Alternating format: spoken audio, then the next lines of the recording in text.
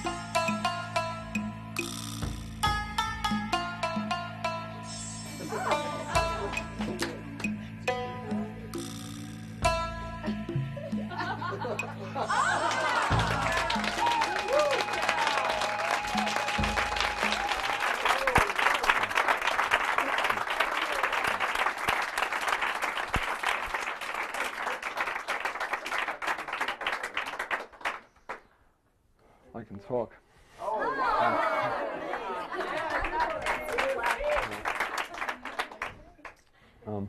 are you? Not too well, actually. Actually, I'm great. I'm great. Great audience. I'm not, being on the street all those years, I'm not used to bright lights like this, but you're great. I was in New York and bright lights go from the cop cars, you know. Right. Not in Central Park, I mean. Yeah, I'd like to show you, very often between performances I sit down and take a rest, but people would come up to me and talk to me and ask me to teach them something, some sort of rope trick or something. So let me teach you one. This is about tying a knot. Tie a knot. Okay. Right, now you notice when you did that, you had to let one end go. Right. Okay.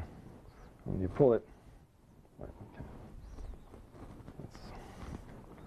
For some reason, every time I try to make a knot, it just doesn't work. Whoa! And I'll. See that? I thought I saw that. I was kidding, but look, I'll do it legitimately. But it just doesn't. It just doesn't go. I'll try it.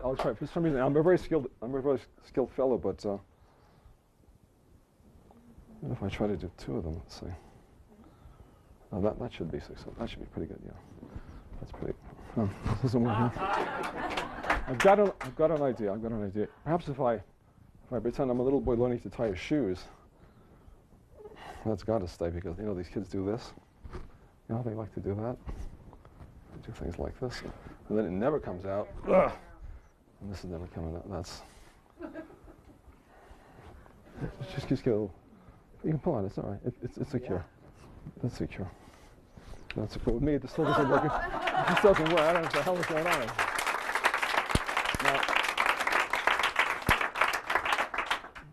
I've never been able to tie a knot with two hands, but I can pretty much do it with one hand. Let's see. Let me give this a shot. It's a little long, but so I do that.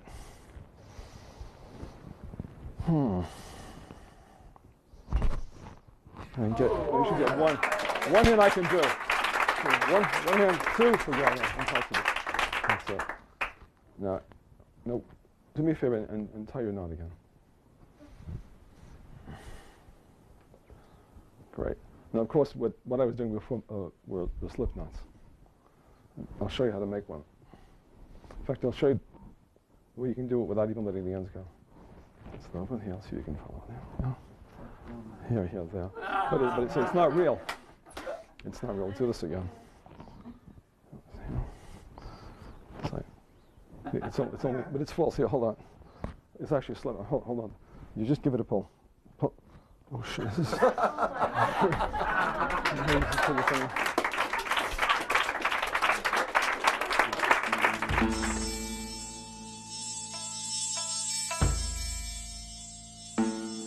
Now for the explanation of my swan leg rope. Actually, the techniques that are employed in the routine are ancient, and to the best of my knowledge, they were developed by people like Edward Victor, George Sands, Carl Germain, and probably some people whose names no one remembers anymore. In any event, what I've added to it is a certain style and choreography which kind of makes the thing effective. Essentially, you're using the classic gimmick of a short piece, of a secret short piece, okay? And the way the setup works is this: you've folded the rope like that. The short piece goes over the center. Okay. One short end is tucked in. One of the long ends is tucked in. And you display what appears to be one long piece of rope tied like that, okay? Now, you begin by grabbing one end of the long piece, undoing the overhand knots containing the short piece just slightly, and as you pull out one end, say like that, and then you let the rope drop. And as far as the audience knows, you've got just one long piece of rope. The next phase, which I kind of like to begin by twirling the rope. That's one of my choreographic elements. What's nice about that is that, first of all, in addition to being very, very pretty, it actually kind of subliminally tells the audience that the rope is strong and solid, okay? Now you do this thing, which I believe is an Edward Victor technique, by switching the ends as you apparently tie an overhand knot to make a continuous loop of rope. What you're actually doing is switching the short end for the long one. You tie an overhand knot, and then a false piece, as you can see there, which leaves you with a secret space, okay? If you want, you can pretend to pull the rope through your hands, but you're actually moving the knot further away from the cut, like that. Boom. See, like that. In any event, you're in this position now. Now you do a classic move of the pretending cutting of the rope with the fingers, okay? And essentially all that is placing the fingers close to the rope like that, and as you make a cutting motion with the left fingers, you just drop that rope. So now you're in this position, okay? The audience, that's what the audience sees. You now lay the rope over the fingers in that position. You see that? It's just clipped. It's laid over the first three fingers, and it's clipped by the pinky, okay? And you make a gesture like the choreographic element is up, boom. See how this is held just in front of the body, and I go, boom. Now you grab this, and it's a very clean way of getting from one end to the other. Boom. Now you've got the short piece here. Right? You make sure you position that right. You undo the knot with, of course, the bottom part concealed.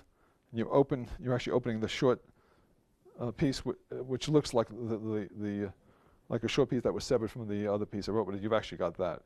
See how that's looped? Okay. Now another aspect, you don't just take the rope up. What you do is you stand there and you go, ship.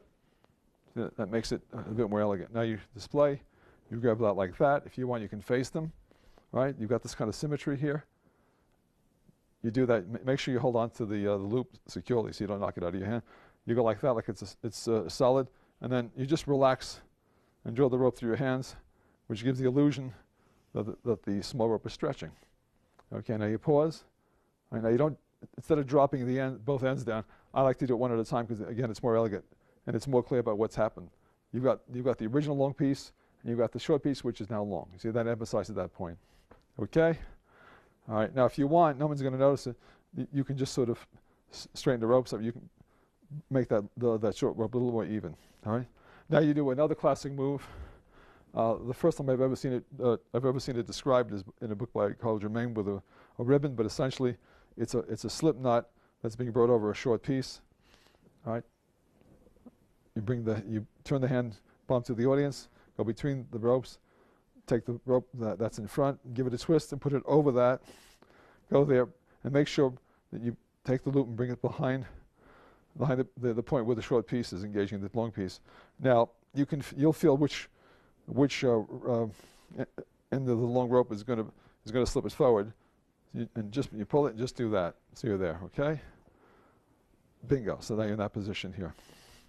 Now what I'd like to do is I'd like to engage the shorter piece of the long rope, pull it up and let it drop and display the rope in that position. So once again, it's sort of the choreography that makes the whole thing clear and elegant. Boom, I'm there. Right? Now I step with my left foot, I step on the bottom part of the rope, the long rope, and I show. Okay? Now what you can do, you can, if you wish to vanish the knot, you can grab one end of the rope, but I don't like to do that because it kind of tips the whole setup. So what I do is I grab both ends of the short piece and I move forward so I conceal both ends. So at this point, they're starting to get a bit disoriented as to what's going on, and then I come up here and pretend to take some wiffle dust and throw it on the end. That also takes the heat off.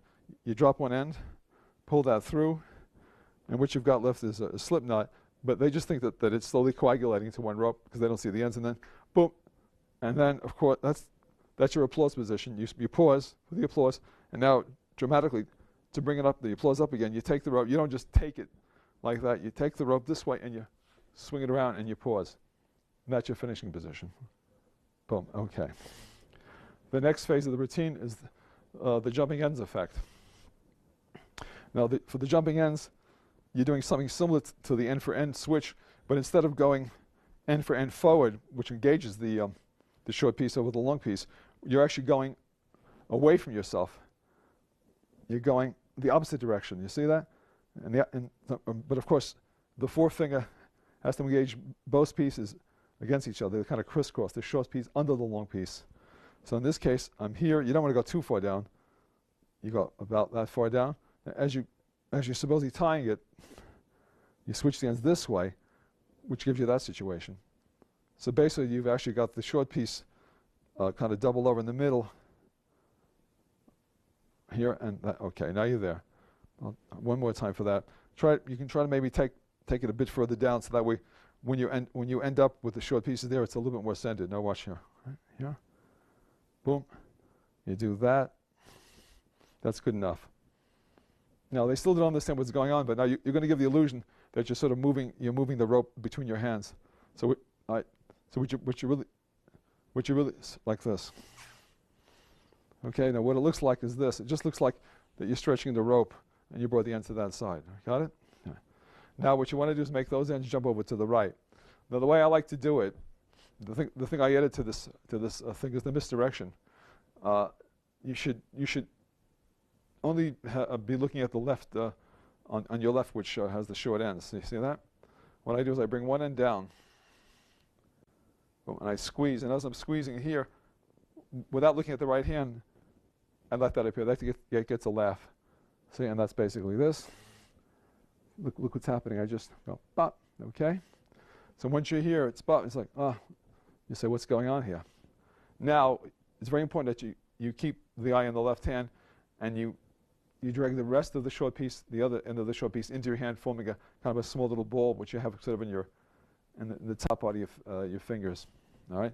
Now you look here, but now it's very important that you make this movement with your eyes and your head, because that's going to bring the audience attention from the left hand to the right hand. Oh, watch this. You go, and also you don't do it. You kind of do it in a graceful manner. In the hands like this position. You go.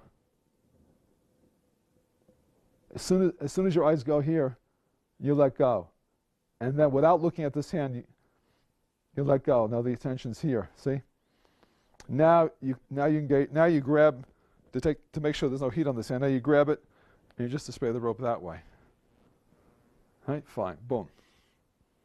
All right, now the another phase which I've added, which is a very clever way of getting rid of that. Now I use a shoulder bag, but I keep my scissor in, or if you want, you can have it in your pocket, or you can have it on a chair that's out of people's sight. Essentially, I'll go into my shoulder bag or my pocket, and I'll go with the extra piece. I'll go for the scissor. I'll leave the scissor behind. I'll leave the piece behind, the short piece, and I'll grab the scissor and bring the scissor forward. So now you're clean because you've gotten rid of the gimmick. Now I like to another little touch. You can just pick up and do a trick, but to me it's sloppy. I'm right-handed, so I change hands, and as if to display the rope and the scissors like that. So in a very relaxed, elegant fashion. Okay. I take this, and sometimes I'll even give this a little toss. It gives it kind of an airy feeling to it. And what I'll do is I'll take the rope, and I'll place it in the same hand that contains the scissor, but I'll place it in such a manner that the rope, about 3-4 inches, the rope crosses the large part of the scissor handle. See that? There, like this. I'll just kind of do that, like almost like I'm kind of still acknowledging the people. Now you're there. Now what you're going to be doing from that point is pushing that end through. You're going to do it with the thumb. As soon as you're at that point, the finger just flicks it through. Now the way I cover, what I added to it, my covering action, the misdirection that I've developed, is as you're here, all right, you can begin it now. You don't do it now. You just begin pushing the rope through. I grab the rope from this position, and I do a kind of a theatrical gesture of kind of displaying the rope one more time. But of course, what's happening is, as I'm here, I begin. I don't do it yet. It's halfway. I grab it as I do this twirling motion. That's the motion to push it through. All right. So you've got misdirection, but you've actually got a dramatic, an apparent dramatic covering purpose. See?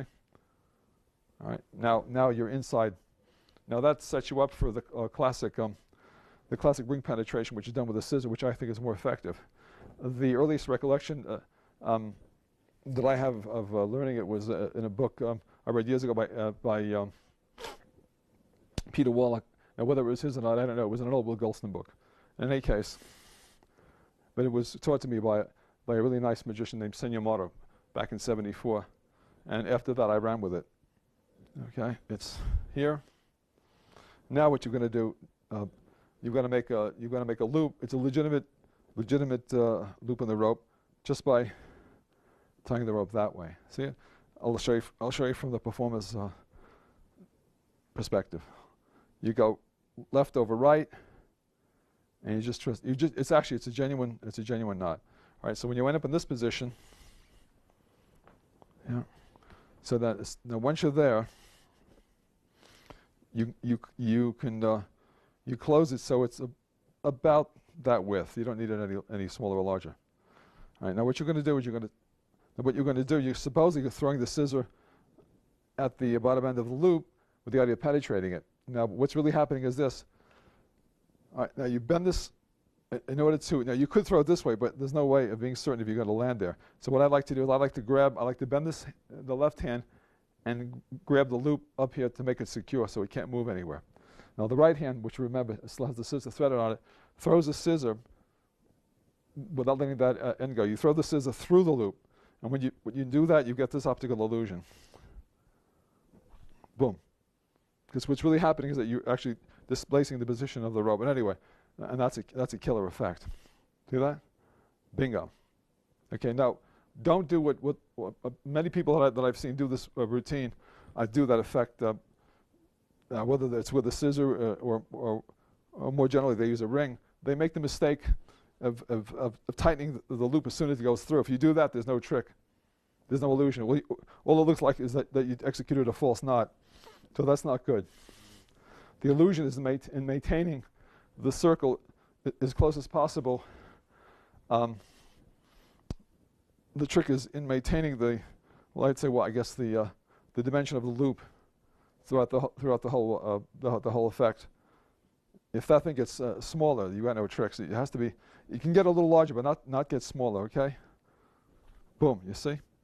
And if it's a little larger, then just assume that somehow that the pressure of the scissor expanded a little bit, okay? But in any case, that's your illusion. Now, the choreographic thing I added to it, you pause, okay? You pause, and you don't disengage the scissor yet. You take the scissor and you go, and you're proving that it's solid, it's really on there, because they think it's a cut maybe. So that's on there. And now another choreographic element that I use is I grab it, and I bring the whole business end for end, and I display it like this. See that? See, it's all about lines. See that? And now I don't go and I just take it. Now that's pretty loose. If you haven't tightened it, it's going to come right out. All I have to do now is retain the hold of the scissor and pull that, and it disengages. And now you come with this hand, boom, and that gives you kind of a finishing position. It is a kind of applause position. All right, that's the end of that part of the routine. Now the last phase of the routine is a participation current restored effect with the spectator. And what we're going to do is, now normally you could hand the scissor out to somebody, but because of my character, it may or may not fit you, but it's optional. I take the scissor and I balance it across my wrist. Okay. Now if you've got a fairly sizable scissor, which you should have, to make the routine pretty, it'll stay across and not topple over. All right. Now I walk and I approach a woman in the audience. Okay, and I engage. Now you can either do that, or you can do, if the scissors are secure, you can do that. All right. Now, at this point, you're going to perform the classic methods for the current restored rope, which is to grab the loop, grab the bottom of the rope here. You come up, and these two, the first and second finger of the right hand, clip the left-hand piece, the left-hand side of the rope, and I bring it up like that. All right. That's once you're in that position, then you offer for the woman to cut. Right. And she cuts it. You drop the two pieces that are going towards the right side of your hand, which leaves you in that position. You've got a short piece with a long piece hanging over it. Okay. And they think that the woman's cut the rope in half. All right. Okay. Fine. Now what you want to do is you don't restore it now because you've got a chance for to get involved with some comedy. You begin the unequal rope routine. You grab the rope. You go like this. And you emphasize the fact that the ropes are uneven. All right. And now you ask her. You do that, but it's just as she's about to cut, you move this part of the rope towards yourself, and you move the loop down. Now she cuts that. And now when you straighten out the rope, it appears instead of evening the rope out, somehow she's made one side longer. That gets a laugh. All right, so you're actually in that position. Now you do this a second time, and in this case, what's going to happen is even though it's the same movement, you emphasize the fact that you want to cut even. So that, all right, now as she's doing that, you move the loop down again, and it's come down again. See, now you're there. Now the finale is that you tie what apparently appears to be the two pieces together, but it's actually the short piece. You show that and you pull it, show it's secure. Now you make a gesture of asking for the scissor back. Now normally most people always hand it with the sharp end towards you, which is good because you have a chance for a piece of comedy. You bring your hand back. Well, no. You do it again. She's probably not going to realize it until the third time. So you do it a second time. So funny, and you go. She's probably going to. If she doesn't realize, then you say, then she'll turn the scissors around. All right, and all these little points are what really make the trick. Now you take the rope. You take the scissor. Now with the same hand that holds the scissor, you go along the rope, and you hand that piece to her. All right. Now you can either retain the scissor in this hand, or you can put it away in your pocket, or any one thing you want to do. All right.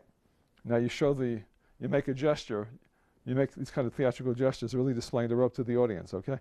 Finally, you grab the knot, you just put your hand around the knot into a fist, and you blow your fist as if to say, and then you hand it out as though that's what she's supposed to do. She blows it, and you react surprised. You act in a surprised way that the knot hasn't vanished. And now this time you just visibly go, look, you point like, come on, blow it. She does that. You do it a third time. It hasn't happened. And this time you react as though that she blew right into your eye, and that'll get a laugh. Now, for the finale, you come back, you straighten the rope out, you look at it contemplatively, you can't understand why it hasn't vanished, and then you get an idea, you grab the knot and you move it towards yourself, and you don't look at the knot, you look at the point where the rope was knotted, and you realize that there's nothing there. That gets a laugh, and you just toss it off to that and toss it out, and then shake the person's hand. Now I'll give you the explanation of the secret behind my presentation of the cigarette in the coat effect. I say mine because, believe it or not, the cigarette in the coat routine is actually mine. Now, don't get me wrong, I'm not crazy enough to think that in the entire history of the thumb tip, no magician ever thought to stick it in anything other than a handkerchief, but I do claim that the status that it now holds as a classic of magic is largely due to yours truly, because back in 1972, while performing on Fifth Avenue, on the street of course, on Fifth Avenue, during a performance of the cigarette and hanky, I had accidentally left my handkerchief home, and after I had done my whole rigmarole about borrowing a cigarette and blah blah blah blah, I realized I didn't have it, so I just ad-libbed the whole concept of borrowing somebody's coat and doing it, and it was about maybe 6 months during the year of 1972 that I finally pieced together the routine that you saw me do in the video, which includes all the shtick, which is borrowing the pack of cigarettes and not handing it back, only handing the cigarette and keeping the pack, and all the other shtick about grabbing the coat with the best material and looking at the label and not thinking much of the quality and praying to God. All that stuff is what makes the trick. As far as I'm concerned, the trick is almost negligible. What is important is the presentation. This is important in any trick, but it's really like a character piece. The whole point of the cigarette in the coat is to engage the public with the personality of the performer, you see. However, there are certain technical aspects which you should know. After the cigarette has been borrowed, of course it's borrowed unlit, okay, but we've lit it to save time. After the cigarette is borrowed, you go into your pockets, supposedly looking for a match, but what you're really doing is you're picking up a thumb tip, which is already there. So obviously, you've eliminated the need to do some sort of secret steal. You go in and you just pick up a thumb tip. You continue to look like you can't find it. So finally, some gentleman in the audience lights a cigarette for you. So you've got that. Now, as you've gone around the audience, as you've seen in the tape, of me looking to find the best material, supposedly, I take the coat here, and I display it. And once again, the choreographic elements are the main thing. Look, you stand here, boom. Now the cigarette's in your mouth. You spread out the coat, show it. Right? You go through the business of checking and reaffirming the fact that it's good material. But you go like this, a gesture of looking at the label. It doesn't matter whether there's a label there or not. Most people know that labels are there. You look at the label and you go, oh, you make a gesture like, not that good. That gets a laugh. Now you're here.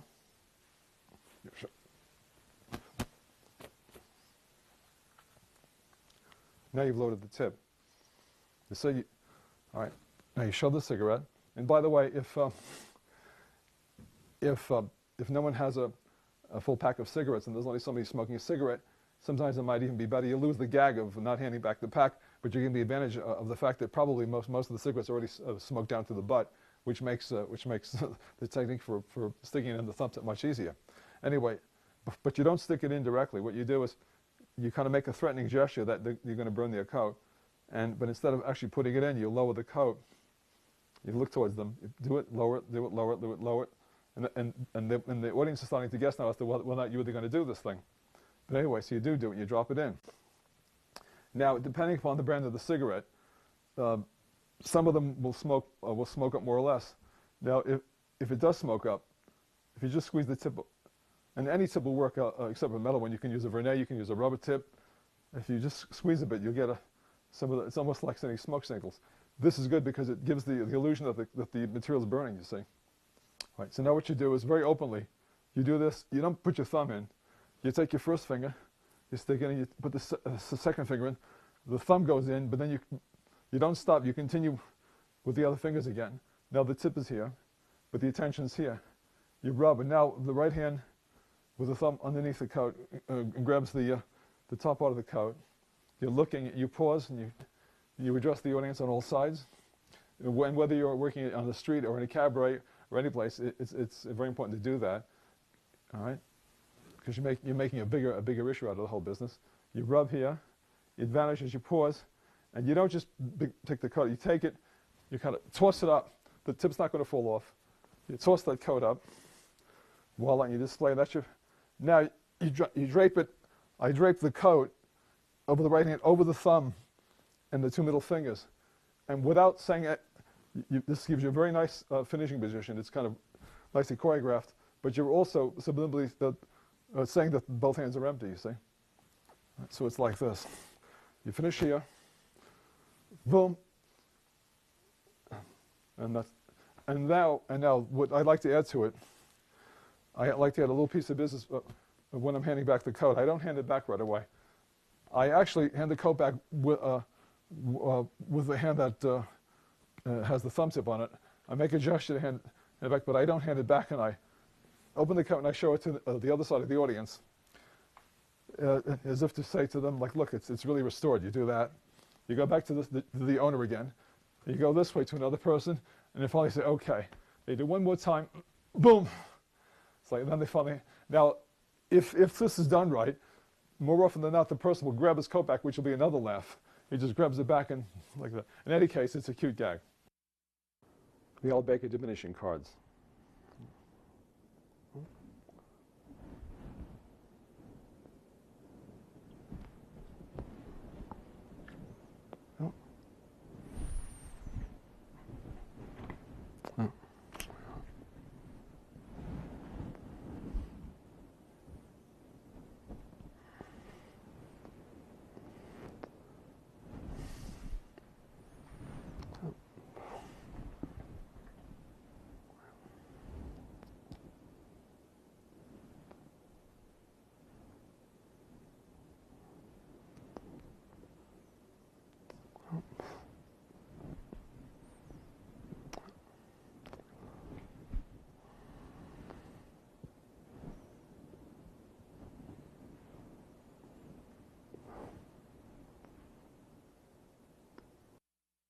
That was the Al Baker diminishing cards I just performed.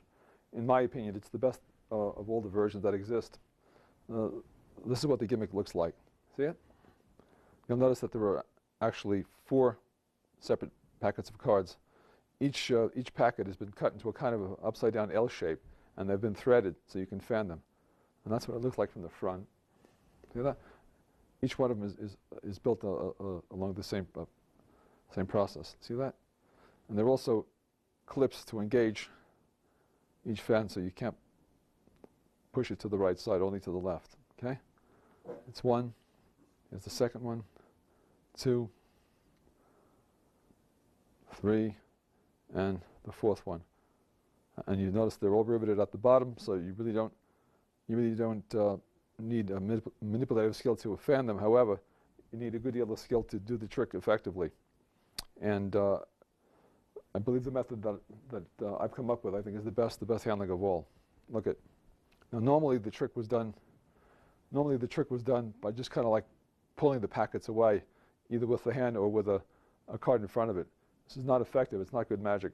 You want to give the illusion of the pack shrinking successively, actually shrinking down by the power of the hands. And the way I do that is this. After the first fan, you've got to be careful because sometimes the threading isn't done that well, so you have to make sure that you compensate for any defects in the manufacture. So you actually try to fan it somewhat the way you were fanning a pack of cards, even though the pack is threaded. You can see that. Boom. Okay. No, a little window doesn't matter. No one can see that, but just try to get them as close as you can. All right. Now, after you display the first fan, you close it, and what you do is you place the entire pack in the fingers in a vertical position that way, and you pretend to squeeze. You don't squeeze. You can start this way, but you have to end up by squeezing in this position, because that's going to justify this movement. Watch. Now, there's the audience. It's squeeze, squeeze, and down on the last squeeze, the right hand actually engages the top packet, and the left thumb swings the remaining packets that are behind to the left, revealing that size. But after a slight pause, you immediately fan that one. You see that? So it looks like that. Squeeze that way, but then the last 2 or 3 squeezes are done vertically parallel to the top pack. And you just turn that to the side and then engage the new top pack. All right, now the heat is here now. So while the heat's still there, the hand goes to the right pocket and removes a playing card that's been placed there, so that you can compare the difference in size and how far it's shrunk so far. See that? This is placed back in the pocket, and however, now this movement is slightly different for this. For the second stage, after it's been closed, you don't do this. What you do it this way. You pretend to squeeze sideways, and then you do the same pull-off movement with this packet with this second slice in a vertical position. Then you just do that. Don't make any attempt to palm it. Just hold it there. No one knows it's there. And then you fan with what's left of the fingers here. You just fan that packet. Now it's only when you get to that point. Now that the heat is there, now you push in and thumb palm that packet. So now the hand is in a more relaxed position, and it's good to do that at this point because since the second diminishes basically a repeat, the audience is going to be suspecting this hand more. But now the fact that the fingers can be open because of the smaller packet, once again, you're dispelling that idea. You see that? Boom. Squeeze, squeeze. Lift that off. You have enough room with the fingertips, even though you're holding this here, to spread that, and then you immediately go into, as a gesture, you kind of go into thumb palm. All right? Now, once again, the hand goes here to get the card, but actually to deposit the second packet, and you can make your comparison. Okay? Put that away. Now, the third one's actually quite easy. You don't really have to do any palming. All I do is, it's so small that you once again you hold it vertically towards the ceiling and palming it this way off.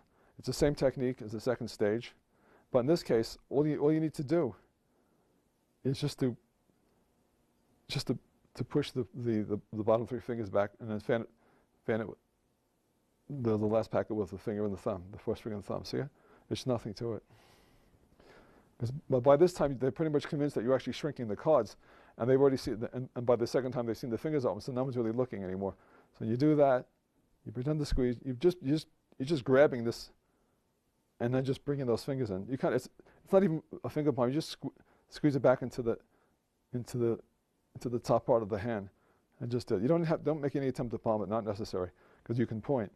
Right, now you go for the card, deposit that, show that, and the last one.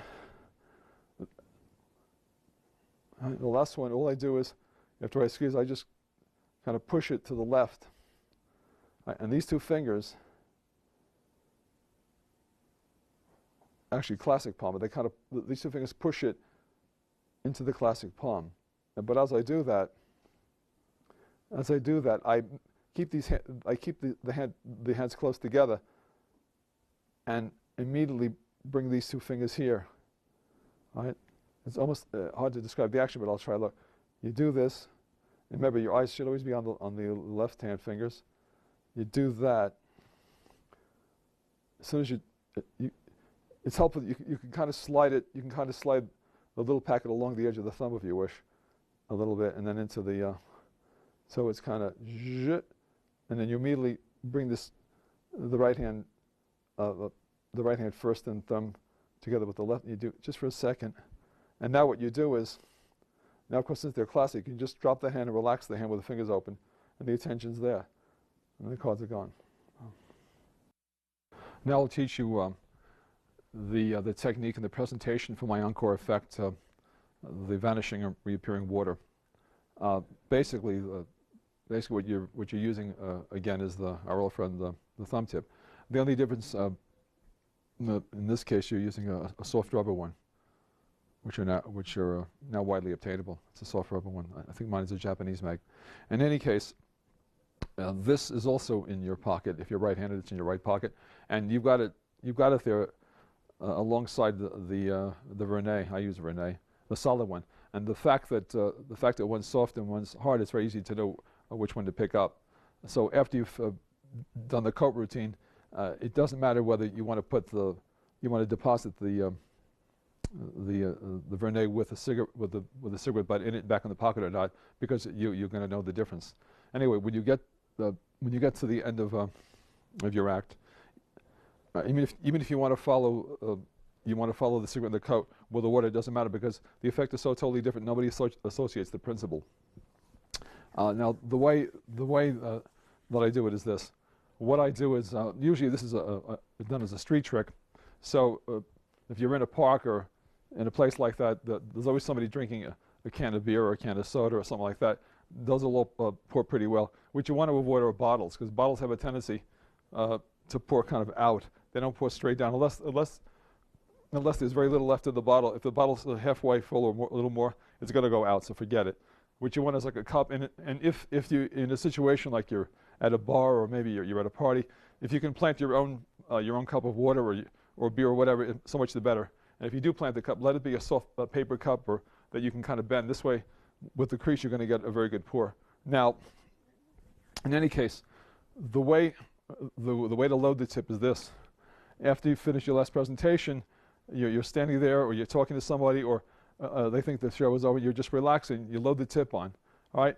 Then you just appear very relaxed, and you happen to notice that there's a cup of water. Now, as you apparently see the cup, you point and you say, like that. Okay, now your hand's in this position. Now, your eyes are on the cup, not on your hand. As you go forward to reach for it, you don't reach with your left hand, you reach with your right hand. But what you do is, your right hand passes your left hand and it steals the thumb tip.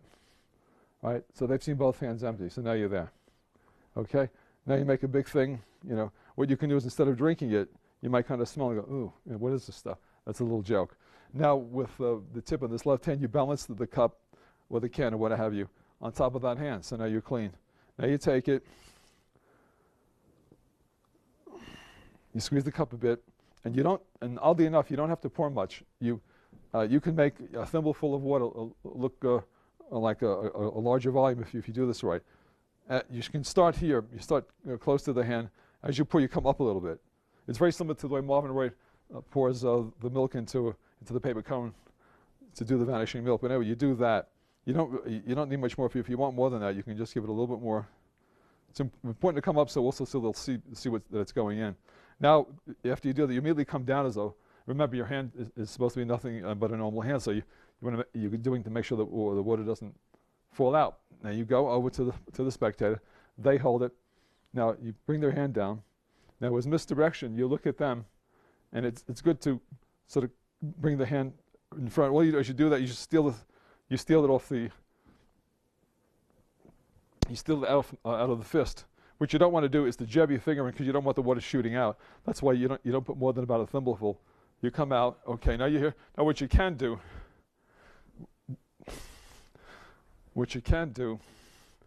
is grab the person's wrist. By doing that, you're actually securing the tip. They don't feel it because they're so engaged. And you're also blocking it you're blocking the tip from the view of a good portion of the audience. Anyway, your eyes are here. You vanish it, boom, like that. And now what you want to do, you want to reach up to a person. You go into their shirt. I'll go into my own shirt. You reach in and you go in, of course, with the back of the hand, not like, and you reach in and you go into the shirt. As you do that, this is what happens. You clip the tip at the bottom with these fingers, then you get into a finger position. It's not even a pump, you're just gripping it. Now, the fact that it's rubber is going to aid you in the squeezing of it out. Now you give it a turn, boom, and make sure it's about half a foot away from the cup so they see it go in. Now you can actually thumb palm it, boom, and you're here for a second. And now you don't have to do anything else. And that's that. This next routine I'm about to describe to you is essentially a routine of trick knots. The justification for it is the fact that even though you're a clever guy, you can cut restored ropes and do all kinds of strange things and stretch them. For some strange reason, you've never learned how to tie a knot in a rope, and you demonstrate this in several ways. through the use of several ancient knot tricks. The first one is just the vanishing knot. You do that one, and this, as you might already know, is instead of bringing the loop that way, you make the loop away from your body. You pinch it there, you bring it through there, and as you pull, you just let it go. It's very effective, very clean. The second one is a rather very clean approach to the classic vanishing knot effect, but it's done with the palm facing up. You engage the rope here. You bring around those two fingers. You hold it there. This hand grabs this part of the rope, apparently pushes it through. Actually, you're not pushing it through nothing, so you don't even have a loop. You see, that looks like a loop, but actually all you've done is curve it around like that. You push this through. You hold that position. As that comes through, they think it's sort of like a donut type thing. You're actually pushing. You push, and you're getting a bite, and you push it through, and then release the thumb. You see. So what you really got is that. Boom. Okay, I'll do that one more time quickly. This, and you say, no, I finally did it. Oh my God, I haven't done it. I'll try it another time. Look, perhaps if I make two knots, I might be more successful. That they'll stay. All right. Now, what you're really doing here is what's known as the Cephalo knot. Cephalo, the illusions didn't invent it, but it was ascribed to him. What's really going on is this. You're making two loops and then threading them. The first one is made by crossing the right end over the left end. All right. Then you bring the left end towards yourself and through. And you make it that way. And the second one, the top one, is done the opposite way. You got the left going over the right, and you bring that through. Okay. There's nothing tricky about it. It's just the way you position it. And now what you want, you make sure that doesn't. Now you take this, when you go towards yourself and away from yourself through the bottom loop, and you go around, and you go through the top. And you don't pull it all the way toward, you just pull it to about that position. Now, even though it's not a real knot, it'll hold because of the way it's intertwined. You see that? If you pull it, that just goes. Now, you prove it a second time, and here's how the last vanishing knot goes. See that? The rope is draped over the palm like that. The end that's away from you is brought towards yourself and looped over the first two fingers. Now this hand pulls that back, the hands face up, it clips that other thing, both hands, and you've got your bow. Now with your hands remaining palm up, they go in, the thumb of the first finger go into it and bring that out. And then if you want, you can add as many as you want, nothing's going to change. Now the nice thing about this, that they can pull on it, it's fairly tight, but if you pull it all the way, it's going to come out. That's the last knot there. Okay, now you say, well, no chance. But you know what? I've never been able to tie a knot with two hands like most people, but I can tie a knot with one hand. Now you do what's known as the knot toss.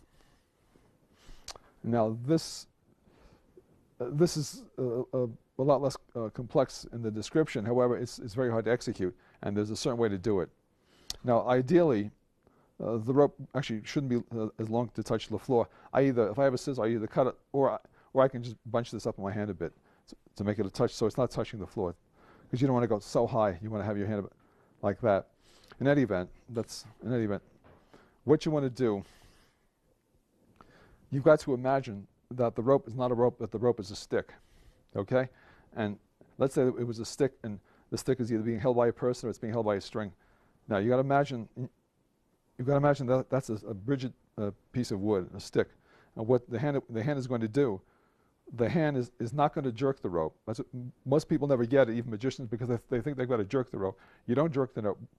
You keep the rope stationary in space, right? And this hand with the first finger extended moves in an arc instead of a half arc, and hits the middle of the rope. So when you do that, look what's going to happen. You see how that flips it? So you're going like this. All right, now it's this. Boom. That wants to flip. Now, of course, if you're going to bring the top with you, look what's going to happen. Boom, and that's going to flip inside. Now, I'll show it to you. Now, as I said, you've got to resist the natural desire to want to jerk the rope. If you're going to jerk it or snap the rope, it's not going to happen. You've got to keep the rope suspended in space as much as possible in the position that it's in. You've got to go to the rope. You've got to go to the rope in the manner that I explained this way. It's this. Well, see, I jerked it, but here's what you got to do. You got to go towards it. Hold on, we get it. Boom, there it is. You see that? I think that really requires just another explanation. Don't jerk the rope. What you want to do is go to the rope. Keep that stationary. Make that a fixed point. See, there it is. I'm not sure. That's that. Okay, now, by the way, if you master that, you're not going to have many imitators.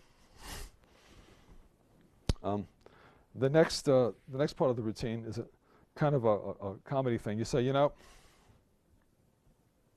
I haven't been able to tie a knot in the rope in the conventional fashion, but I can tie a rope in an unconventional fashion, namely a slip knot. In fact, I can do it without letting the ends go. Look at this. I do that, which gives me a slip knot. See, well, what's going on? You're going to have to look at that from behind. What's going on is that the right hand crosses over to the left. All right, that way. And all right, now you're bringing that over. Notice you've got two spaces. You've got a large space on the bottom. That's the one when you're about that much extended, you go through, and you come back when you engage the top loop with the wrist. You hold that, and you pull this out, you tie that, and then you very slowly bring that there. All right. It looks almost legit, but if you do that, it's going to go. Okay. Now you can do this once or twice. What I like to do is I like to toss the rope out to somebody. I just toss it out to somebody. They give it a try at times, and I'm just kind of standing here. Usually I wear a jacket, but you can do it with the pants. And what I've got, I'm just slouching, watching them. I'm watching them attempt because they're failing. What I'm doing, basically, I'm just repalming. I'm just palming a piece of knot, which I had previously cut off from another piece of rope, and I've just got that in finger palm. But you don't make a big deal. You don't palm it. Then you take it back and say, look, I'll show you one more time. Now you've got the knot. All right, and holding that out there doesn't at all change how you're going to do this. So you do this. Say, look, I'll make it one more time.